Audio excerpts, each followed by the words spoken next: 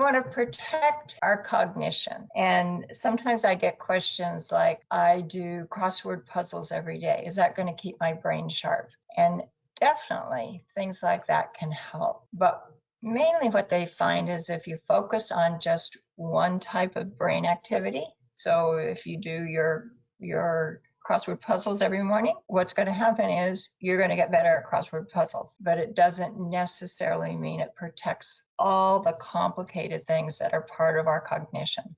Our brain, it is so complicated, and just figuring out the smallest thing, there's so much that goes into that. So we want to utilize as many of our skills and resources that we have in our brain as possible to continue to exercise and keep them sharp. So yes, paying attention and doing crossword puzzles is great, but so is writing, thinking about making decisions.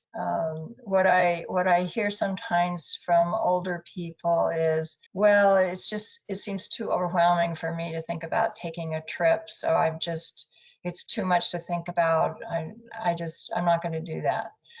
Well, maybe in this day and age, things are complicated with travel, but maybe it doesn't have to be a trip to Europe. It could be a trip to the museum that's in the next city.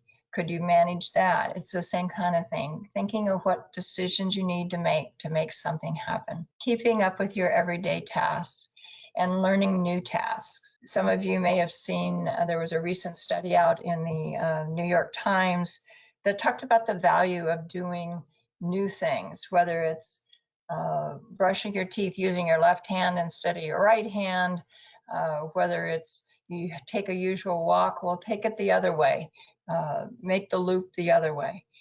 So do new things.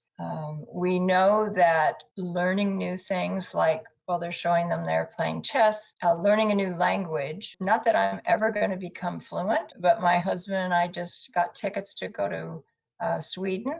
So I'm going to start watching and listening to Swedish.